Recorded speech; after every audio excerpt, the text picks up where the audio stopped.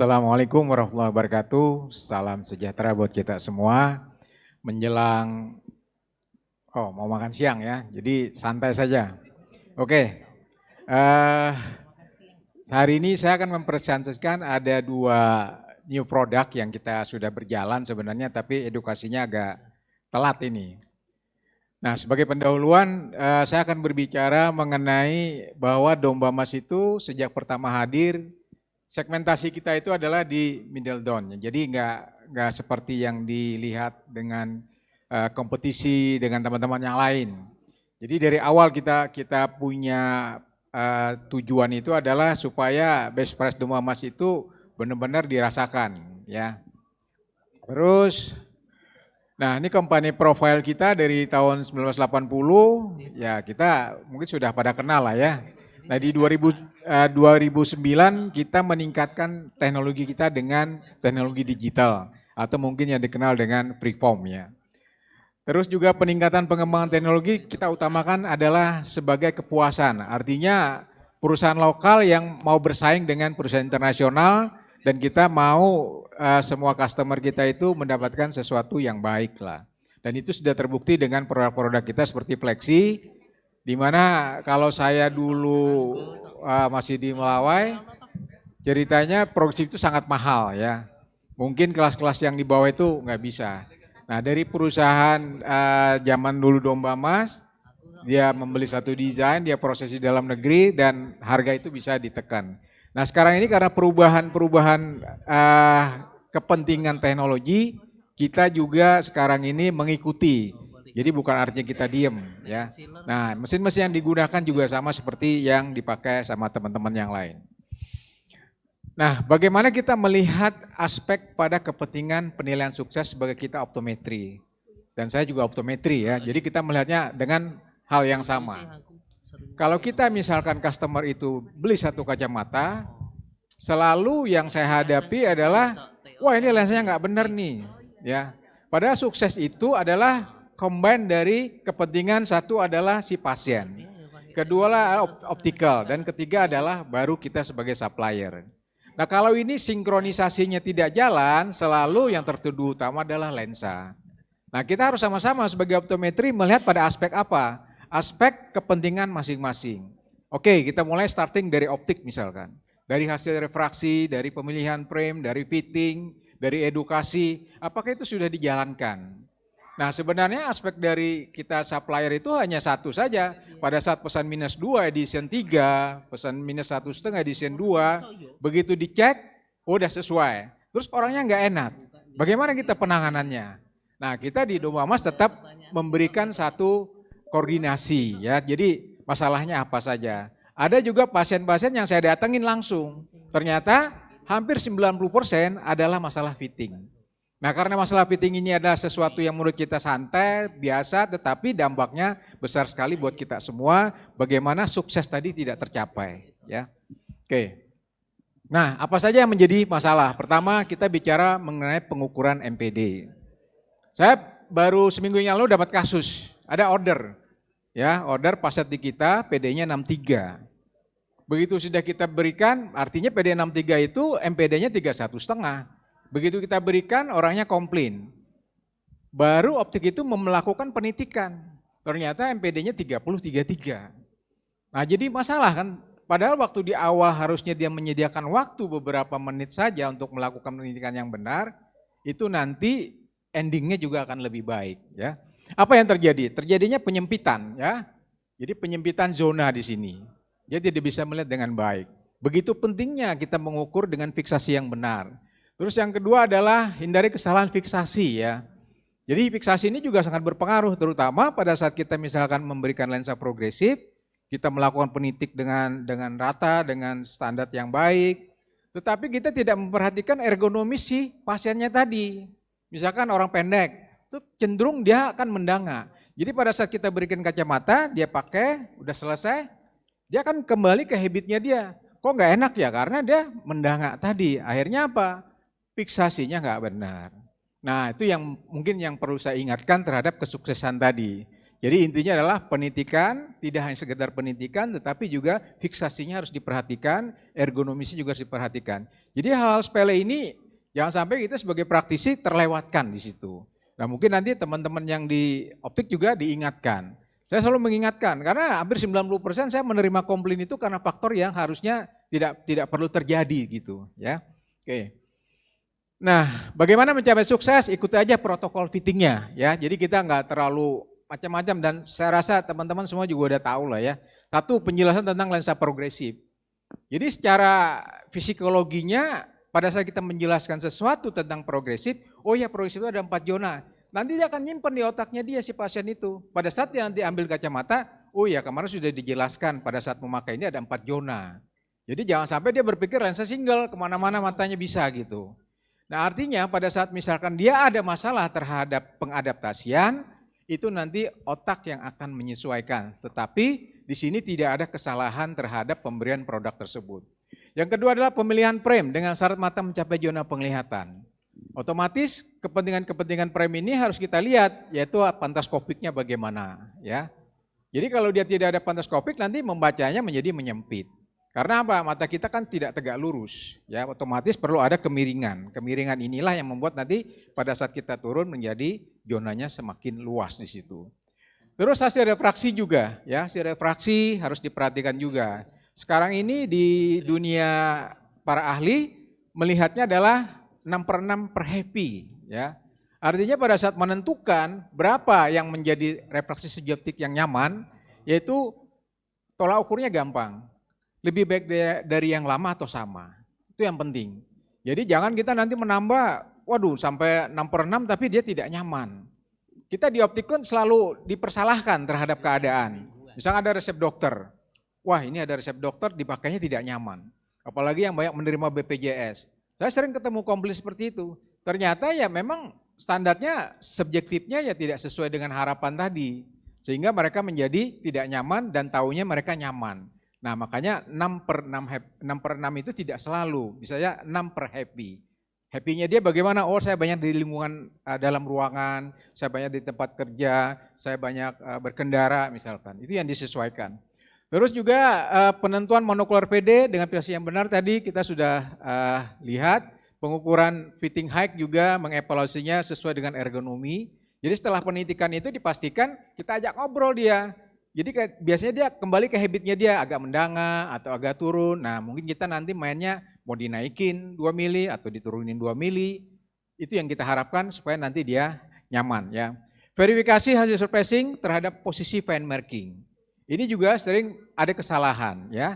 Jadi pen marking yang misalkan dari produksi itu dicetak, itu yang mengerjakan manusia juga. Otomatis jam pagi dia bekerja, jam sore dia mungkin sudah menurun, bisa terjadi ada perbedaan di situ. Nah perbedaan ini sebenarnya tidak signifikan kalau misalkan kita sebagai praktisi di optik selalu, terutama bagian pasat, selalu menerawang sebentar. Oh ini pen markingnya sudah pas, ya sudah lanjutkan. Oh ini belum pas, ya kita titikin aja pakai spidol. Nah kenapa harus dilakukan? Karena kita punya tanggung jawab beruntun di sini. Pada saat kita periksa di awal, tanggung jawab kita adalah resep ini enak. Pada saat misalkan dikirim ke produksi, hasilnya juga harus sesuai. Tapi pada saat balik kita mau paset, benar nggak ini? Ya, nanti pada saat misalkan di counter, itu juga nanti kita cek lagi. Ya, jadi dengan tanggung jawab yang beruntun tadi mengakibatkan sukses tadi akan tercipta dari 3 dimensi customernya, optiknya dan labnya ya. Produksinya. Yang terakhir adalah penjelasan tentang cara pemakaian lensa progresif dan efeknya serta adaptasi bila ada perubahan. Dan ini juga penting sekali yang saya ingatkan karena apa? Kita manusia juga ya. Jadi kalau kita tidak mengingatkan terutama yang perubahan dari edisi 1,5 sekarang naik ke +2, semua harus ada adaptasi. Kebanyakan customer ini enakan yang lama ini. Ya, teringat dengan yang lama, teringat dengan yang mantan gitu. Enggak boleh gitu ya. Jadi lihatnya harus yang ke depan, artinya mata perlu beradaptasi lagi di situ.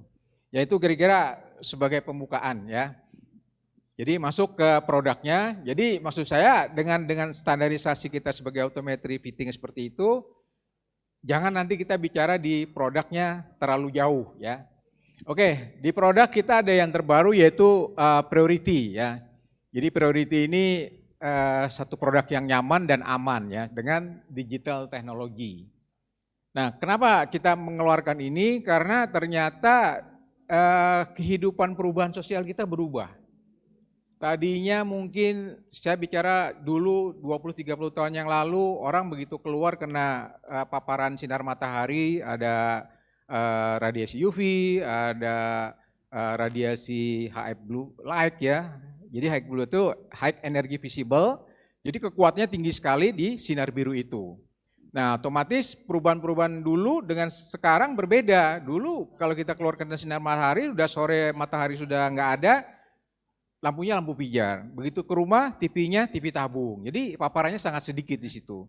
Sekarang enggak, hampir di semua waktu kita akan terpapar dengan sinar biru tadi. Oke, mungkin juga kalau siang terpapar dengan sinar UV. Nah, jadi produk ini bagaimana keseharian kita akan terproteksi. Tadi bicara mengenai retina. Ya ini memang serangannya adalah di retina, karena retina itu adalah yang vital sekali terhadap penglihatan kita. Istilah film itu, kodak itu filmnya. Jadi kalau filmnya rusak, di kodak dicetek-cetek juga nanti bayangannya tidak akan begitu bagus ya. Nah mengenai desain kita bisa lihat kita menyiapkan ada P11, P13, P15. Jadi perubahan antar zonanya ini nyaman. Nyaman itu artinya begini.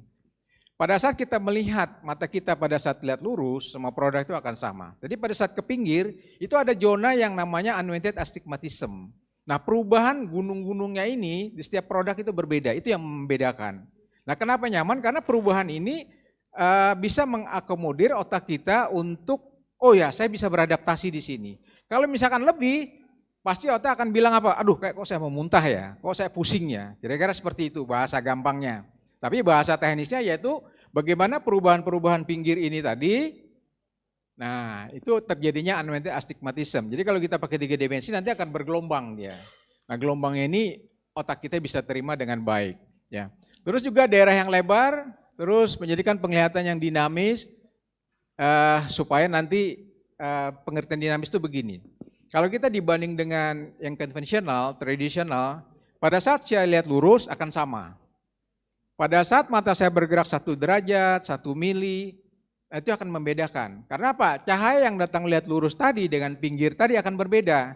Pada saat cahaya pinggir, maka akan terjadi unwanted astigmatism yang mengakibatkan cahaya tadi tidak tepat di retina. Nah di produk-produk digital, itu nanti akan memberikan kontribusi pada saat misalkan posisinya kita lihat ke pinggir, itu akan menghasilkan perubahan namanya user power. Jadi kompensasi power yang dihasilkan oleh si desainer tadi merancang di pinggirnya tadi. Nah itu kita bicaranya adalah nanti itu namanya dynamic vision, ya penglihatannya dinamis.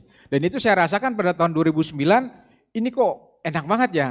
Nah ternyata rancangan-rancangan tadi sudah diatur sedemikian rupa di pinggirnya, ya kira-kira seperti itu.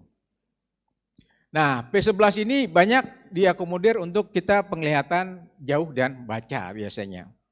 Ya kenapa? Karena terutama lensa-lensa minus itu dia udah base down, tebal di bawah. Jadi pada saat misalkan kita menggunakan P15 akan tidak nyaman karena kita akan mendangak, ya. Nah ini akan membuat menjadi orang itu tidak nyaman dengan aktivitinya. Nah pilihan P11 adalah banyak untuk itu. Nah ada P13 yang posisinya adalah umum ya, artinya aktivitasnya indoor, outdoor itu bisa seimbang. Tapi dia tidak bisa dalam konten misalkan dekatnya lama, di atas 2 jam akan mengalami ketidaknyamanan tadi. Ya. Nah kalau di P15 ini kepentingannya adalah bagaimana kita banyak menggunakan outdoor. Driver, ya banyak kegiatan luar, karena jauhnya luas. Jadi kalau kita lihat tadi secara mapping, kita akan lihat di sini ya, mapping-mappingnya sama. Nah ini kepentingannya nanti yang di P15 ini adalah bagaimana melihat kita bicara plus 2 misalkan, edition plus 2. Berarti plus 2 bacanya adalah plus 4. Kalau kita menggunakan short, maka akan terjadi akan terjadi perubahan power yang terlalu cepat di situ. Ya, jadi tidak nyaman buat ini, terjadi image jam yang tidak kita rasakan nanti. Nah dengan P15 itu otomatis nanti perubahannya dari +2, 2/4, 2,5 sampai nanti ke +4 itu smooth nanti, lebih lembut. Jadi biasanya orang-orang hipermetrop kita banyak sarankan di posisi P15, P13 itu. Ya. Oke. Nah untuk bahan khusus yaitu biasa mungkin teman-teman juga udah tahu bahwa bahan-bahan sekarang ini banyak mengacu kepada kepentingan UV dan kontrol sinar birunya. Ya. Nah sinar biru itu sumbernya ya ada matahari, ada gadget, ada ruangan, ada LED, TV ya. Semuanya tiap hari kita sudah ketemu dan HP-HP yang sekarang ini. Nah dampak dari sinar biru pada pekerjaan dan kehidupan. Jadi kalau kita lihat kenapa terjadi glare terhadap sinar biru. Misalkan kita di luar ruangan ini. Kenapa kita tidak bisa melihat gunung tadi dengan begitu bagus pada saat cahaya terik? Karena sinar biru tadi mengganggu tatanan warna yang ada di situ. Jadi kalau sinar biru itu kita kontrol, bukan kita blok ya. Kalau kita blok itu berarti kita lihatnya sinar hijau nanti. Karena birunya nggak masuk. Jadi sinar biru ada di panjang gelombang 400 sampai 500 nanometer. Nah di panjang 400 sampai 430 dia terjadi glare, terjadi silau di situ. Nah di panjang 435 sampai 455 itu terjadi retinal toxic, artinya retina kita akan terganggu. Ya. Di panjang gelombang 459 sampai 484 terjadi sleep cycle. Jadi perubahan siklus tidur kita di situ. Nah, saya sambung lagi dengan tadi Pak Arif atau dokter tadi menyampaikan presentasinya, itu adalah hal yang sudah terjadi, ya. Jadi kita masalah di situ. Nah, bagaimana kita mengedukasi sebelum terjadi? Yaitu gunakanlah kacamata. Walaupun dia plano, ya di optik ya kita sarankan. Dan kita beri edukasi bahwa jangan sampai terjadi seperti itu. Jadi jangan sudah terjadi baru kita selesaikan sebelum terjadi. Makanya produk ini mengakomodir pada kepentingan hal tersebut. Ya. Oke. Nah dengan pilihan perform priority dalam jangka panjang mata kita menjadi aman dari bahaya radiasi cahaya saat beraktivitas sehari-hari dan nyaman digunakan. Kita akan tahu keadaan itu setelah pada usia kita nanti 50. Ya. 50 itu adalah batas yang memang kalau kita bagus, ya selanjutnya bagus. Ya. Kontraknya bagaimana Pak? Nah ini kontrak urusan yang maha kuasa ya. Jadi kalau kontraknya sedikit ya nanti ya selesai di situ ya. Oke itu untuk produk perform priority. Yang kedua adalah drive ya. Kita punya namanya drive time. Jadi bahasa marketing ya. Tapi semuanya adalah drive. Tapi bagaimana kita melihat drive pada saat misalkan customer itu datang. Kita harus mengedukasi dia juga. Jadi jangan kita menjual satu produk itu pada, wah ini lensa drive khusus. Kasih tahu keluhan drive itu apa gitu.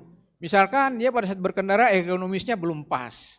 Kursinya, jarak antara kursi ke setirnya misalkan ya. Itu disampaikan. Jadi mau berkendara itu di set dulu. Yang kedua adalah kesehatan umum. Jadi pada bicara kesehatan umum misalkan aduh saya lagi pusing, lagi nggak nyaman. Ya itu jangan gitu loh ya. Terus durasi lama berkendara. Departemen Perhubungan setiap kali nanti pulang kampung ya lebaran selalu menginstruksikan tiap 4 jam berkendara istirahat.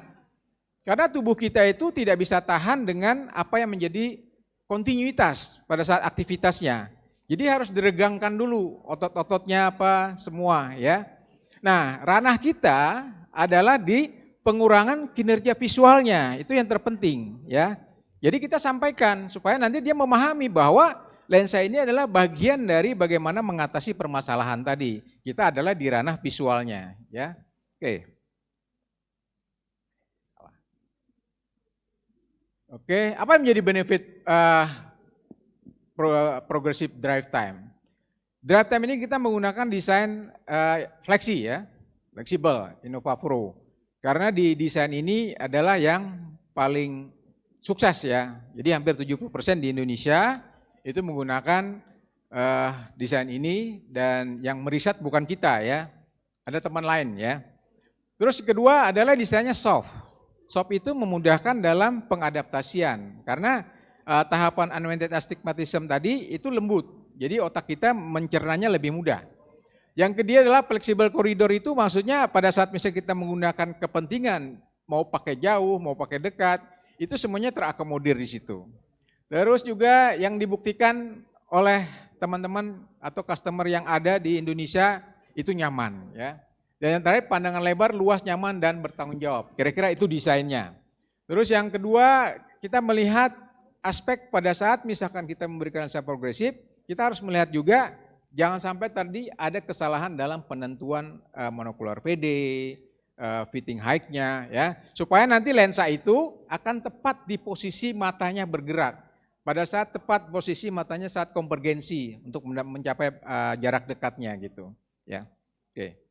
Minimal PP 16, vertical frame-nya 26. Nah, bagaimana dengan bahan? Nah, bahan ini juga di teman-teman yang lain kan sama ya. Ya, sama. Kalau kita bicara secara praktisi, bahannya sama, yaitu indeks 156, perlindungan UV-nya 100%. 100% itu ada perhitungannya. Kalau kita bicara standar ISO sampai 380 nanometer. Biasanya sudah 400 lebih. Karena di 420-nya itu adalah bagaimana mengontrol radiasi sinar birunya tadi. Yang mengakibatkan tadi silau tadi. Terus kontrol intensitas cahaya dengan fotokromik. Jadi udah include pada saat misalkan kita beraktivitas di luar ruangan, pupil mata kita itu di dalam ruangan pupil mata kita lebar. Pada saat keluar ruangan pupil mata kita nanti mengecil. Kalau kontriksinya terlalu lama, itu yang mengakibatkan saraf-saraf tujuh kita akan terganggu. Nah, lensa dengan photochromic gray tadi akan merubah intensitasnya tadi. Jadi dia menjadi gelap supaya nanti cahaya yang terang tadi akan berubah dan pupil akan kembali ke posisi normalnya. Jadi pada saat kita berkendara akan lebih nyaman. Terus pilihan MC-nya purple. Nah, di teman-teman yang lain pada pilihan biru ya. Kita harus pahami kerja dari MC biru itu, cara kerjanya pada saat cahaya datang di 440 nanometer itu akan dikeluarkan. Jadi radiasi birunya itu akan dibalikkan, dipantulkan keluar. Apa akibatnya bagi pengendara pada malam hari? Cahaya-cahaya datang pada saat orang berkendara itu menjadi mengganggu dia. Nah, kita menggunakan purple ini adalah pada saat orang berkendara malam itu transmisi cahaya itu akan besar. Karena dia perlu di situ. Jadi jangan ada refleks yang mengganggu pada saat dia melakukan aktivitas di malam hari tadi. Jadi kita harus melihat di produk drive time ini pada saat berkendara siang hari juga bisa dilakukan, malam hari juga nyaman untuk dirasakannya. Nah, ini adalah posisi MC. Jadi dari lensa setelah dibersihkan, dikasih hardcoat, dikasih lapisan adhesi, baru air coatingnya ya, dan super hydrophobic top coatnya. Jadi kelasnya sudah ya yang terbaik lah ya. Oke. Nah, antara MC warna purple dengan hijau, kalau kita lihat di spektrometer, ini saya ambil dari data Satislo, itu purple atau ungu itu paling sedikit menyisakan refleks. Artinya pada saat kita tadi berkendara malam, cahaya tadi benar-benar ditransmisikan maksimal. Kalau hijau itu masih beda 0,7. Nah, tetapi di dunia lensa optik ini tidak signifikan sebenarnya. Yang signifikan adalah di dunia fotografi. Jadi fotografi pada saat dia memperbesar objek yang dia foto, kalau dia menggunakan MC hijau itu akan terjadi blur di bagian pinggir biasanya. Yaitu dari orang-orang fotografi yang saya lihat di situsnya dia. Nah, bagaimana dengan MC Blue Shape, MC biru ya? Nah, biru ini kepentingannya hampir di semua supplier menggunakan cahaya tadi pada saat datang di permukaan lensa akan dikeluarkan lagi di 440 nanometer. Nah, kepentingan dasar dari ini adalah itu yang menghambat atau membuat tidak nyaman berkendara di malam hari. Kalau sinar biru itu memang dilihat adem, ya, adem kita lihatnya. Tapi pada saat malam hari itu menjadi masalah buat pemakainya. Jadi kenapa kita tetap menggunakan lensa MC-nya purple, tujuannya adalah bagaimana transmisi tadi benar-benar diterima dan orang tidak mengeluh dengan cahaya yang dari depan datang tadi. Nah, ini ada artisnya nih. Nah, jadi sebagai contoh, kita bisa lihat pada saat saya menggunakan MC biru, ya itu dipantulkan gitu loh. Ya, itu yang membuat tidak nyaman. Dan itu saya coba cari data di Jawa Barat, terus di Jawa Tengah, Jawa Timur, ternyata keluhan-keluhan itu karena faktor MC blue-nya yang mengganggu ya. Nah, kalau kita menggunakan MC purple itu bayangannya jadi tidak memantulkan tapi ditransmisikan ya, dibiaskan gitu ya. Nah, hal yang terpenting ya, hal yang paling penting. Dan mungkin perlu diketahui juga bahwa separuh dari harga lensa itu investasinya adalah MC. Jadi kalau kita melihat kepentingan harga, MC itu adalah separuhnya. Maksud saya itu harus dijelaskan ke customer, ya, bahwa nanti kepentingan MC itu apa, kebaikannya gitu. Jangan kita menjual satu produk itu pada kepentingan, oh lensanya ini. Jadi orang melihat feedback harga tawarnya jadi nggak bagus gitu, ya. Tapi kalau kita jelaskan, oh ini keuntungannya anti pantul, keuntungannya nanti secara kosmetik appeal-nya lebih bagus, ya. Keuntungan lainnya pada saat bekerja di depan komputer juga lebih nyaman. Pasti orang akan berpikir bahwa itu adalah yang terbaik. Nah yang terakhir, bagaimana suatu kualitas produk itu paripurna, yaitu kita harus mengajarkan bagaimana perawatan lensa kacamata itu. Jadi jangan dilepas begitu saja. Sampai kita misalkan beli HP, beli motor, kalau tidak diajarkan manual guide-nya, ya semuanya akan sia-sia. Beli yang mahal-mahal juga akan cepat rusak begitu. Nah begitu juga dengan lensa. Lensa optik tidak seperti lensa safety, ya. Jadi harus dibedakan. Jadi nggak bisa dibawa. Saya pernah beli lensa dengan MC yang hebat, ya. Saya pakai 3 bulan jebol. Karena apa? Saya nggak rawat. Lap pakai baju, taruh misalkan di kantong. Semuanya tidak ada, ya, tidak yang sempurna. Nah kesempurnaan itu pada saat praktisi mengajarkan bagaimana cara merawatnya. Pasti nanti customer kita akan puas di situ. Apa saja yang harus kita lakukan? Melepas dan memakai kacamata diajarkan. Jadi harus 2 tangan supaya nanti setelannya tidak berubah, ya. Jangan meletakkan kacamata di puncak lensanya supaya nanti tidak baret, ya. Frame plastik kasih tahu jangan menyimpan di dashboard mobil karena di situ ada ratusan derajat pada saat kita parkir di luar dan nanti memorinya akan berubah. Jangan menyimpan kacamata di dalam kantong baju karena di sini ada kantong ajaib, ada recehan, ada pulpen, macam-macam. Nah itu akan menggesek nanti. Hindarkan meletakkan kacamata dengan cairan kimia. Ya itu juga penting. Banyak teman-teman komplain itu kok ada oksidasi nih, ya. Kita tidak tahu kejadiannya, tetapi kita akan tahu ini akibat dari kimia. Misalkan bicara kimia aseton, kita buka tutupnya, kacamata di sampingnya. Itu akan bereaksi dia, ya, secara tidak langsung. Tapi kita tidak melihat. Itu urusannya goib itu, ya. Kita nggak tahu. Anjuran membersihkan lensa juga penting. Sekarang ini kan sudah banyak ya semprotan-semprotan yang dijual umum lah. Nah, lakukan itu. Diajarkan customer itu untuk merawat dia punya produk, ya. Jangan digunakan pada saat menggunakan hair dryer. Nah, kekuatan lensa itu yang saya cek dengan tes boiling, sekarang ini kekuatannya di antara 55 sampai 60 derajat kekuatan panasnya. Enggak seperti dulu bisa sampai 80, ya, bagus. Saya nggak tahu tuh dari source internasionalnya bagaimana, ya. Tetapi bagaimana kita menyikapi itu, yaitu hal-hal yang menyangkut pada kepentingan seperti pakai hair dryer, ya dikasih tahu jangan kacamatanya dilepas. Terus juga hal-hal yang menyangkut penyetelan, jangan lensanya terpasang kita setel orang. Akhirnya apa? Retak-retak. Lensanya dicopot dulu, baru setel frame-nya, baru pasang lensanya lagi. Nah semoga itu menjadi sesuatu yang produk tadi menjadi paripurna, ya. Terus tidak didesain sebagai lensa untuk industri. Jadi jangan disamakan. Misalkan kita menjual pada orang yang bekerja di industri, terus dia balik lagi rusak. Nah itu harus disampaikan hal seperti itu. Di antara jangan digunakan pada saat berolahraga. Masih ada yang berolahraga dengan kacamata, tapi posisi kacamatanya biasanya posisi frame-nya safety misalkan seperti itu. Ya jangan frame yang biasa, kena bola basket, kena bola tendang misalkan jadi patah apa segala itu merugikan, ya. Nah kesimpulan dari saya bicara hari ini adalah priority merupakan produk masa depan kita pada kepentingan bagaimana kenyamanan dan kesehatan itu menjadi penting, ya. Jadi kita anggap saja orang itu tidak mengerti lah. Kita kasih produk ini dia pakai terus, akhirnya di masa panjang usianya matanya tetap sehat, itu yang kita harapkan, ya.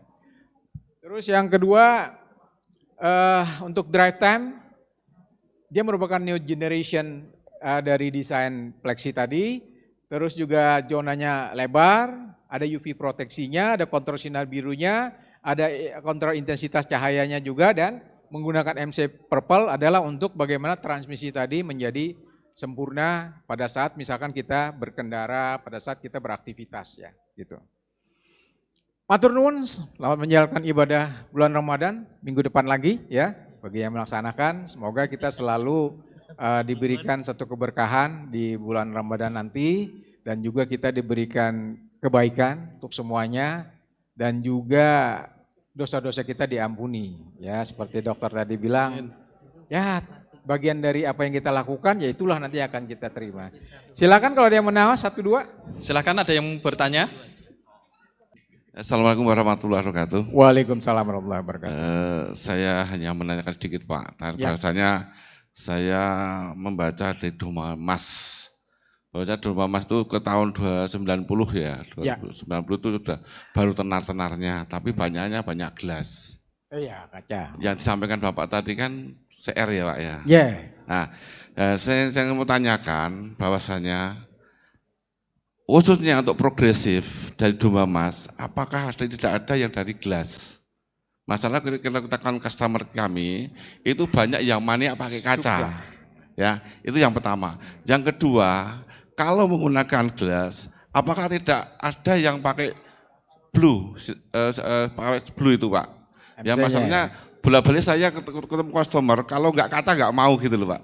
Nah, terima kasih mungkin dari saya cukupkan dan kita akhiri. Wassalamualaikum warahmatullahi wabarakatuh. Waalaikumsalam warahmatullahi wabarakatuh. Jadi gini Pak, dalam perubahan zaman ada beberapa source dari sumber bahan tadi itu menjadi kendala kita pada saat memproses.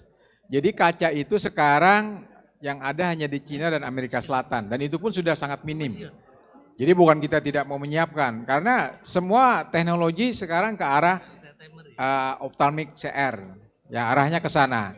Jadi kita tidak bisa berharap dengan kondisi itu lagi. Memang progresif kita masih ada, tetapi juga progresif itu masih desain yang lama, tidak ada develop yang baru Pak. Nah sekarang tantangan Bapak nih bagaimana menyampaikan ke pelanggan kita bahwa ini dunia sudah berubah gitu loh. Jadi dengan CR itu kita sampaikan, satu adalah dia lebih ringan, kedua teknologinya lebih canggih seperti kita bilang digital tadi. Nah yang ketiga adalah harganya juga kompetitif, karena mau beli kaca sekarang progresif lebih mahal daripada CR, setuju ya Pak ya? Nah mungkin itu saran saya yang bisa disampaikan ke customernya supaya mereka berubah. Mungkin hari itu Bapak belum bisa untuk merubah dia, tapi dengan suatu keadaan pasti nanti dia akan berubah. Dan itu tergantung hidayahnya dari Tuhan ya Pak ya. Oke, matur suwun. Ya, ada satu pertanyaan atau satu penanya. Wah, ano hadiah ya. Ya, lumayan lah. Mumpung ada hadiah. Silakan satu lagi. Satu pertanyaan, satu lagi siapa? Ada? Batri?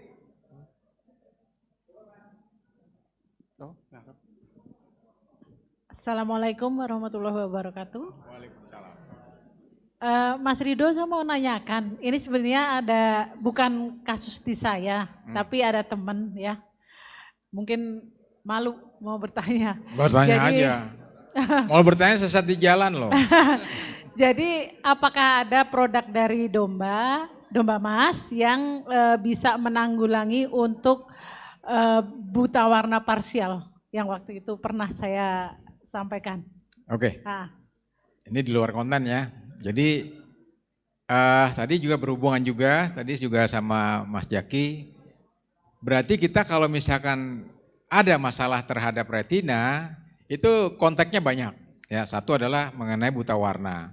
Dari situ kita akan tahu nanti sel rod dan sel cornea itu mana yang nggak beres. Nah, yang jadi masalah kemarin juga di Surabaya mengambil judul tahun 2002 kemarin, yaitu tentang bagaimana kita mengoreksi buta warna, menentukan. Tetapi saya tanya sama dokternya, setelah kita tahu misalkan buta warna tadi total, parsial, apakah ada solusi? Nah dia juga tidak tahu mau dirujuk kemana gitu loh. Ini jadi masalah juga, tantangan juga buat kita. Nah kalau kita bicara parsial, otomatis nanti di literatur di internasional sih ada. Kita misalkan buat lensa tinting misalkan. Tapi warnanya itu ada berapa nanometer ya, ada hitungannya. Jadi untuk sementara ini kita belum sampai ke arah sana ya. Kita masih melakukan penelitian-penelitian dulu dan juga saya belum dapat feedback yang kemarin dikasih itu ya. Karena kalau ada nanti teman-teman misalkan ada yang buta parsial, ya nanti saya coba kasih sampelnya, pakai, tapi saya minta feedback bagaimana dia hasilnya begitu. Nah kemarin yang itu bagaimana hasilnya saya belum dapat feedback, jadi nanti minta info Mbak Tri ya, supaya nanti kita sama-sama nanti, dan sudah dapat rumusannya, itu akan memudahkan kita nanti. Kira-kira itu saja, ya. Ya, terima kasih. Ada lagi ya. Terima kasih ya. Assalamualaikum warahmatullahi wabarakatuh. Waalaikumsalam warahmatullahi wabarakatuh. Terima kasih Bapak Ridho Francis atas materi pemaparan produk dari PT Domba Mas Indonesia. Saya persilahkan untuk Bapak Andi Darmawan untuk menyerahkan tanda cenderamata dari Panitia Seminar Iropin Pengda DIY 2023.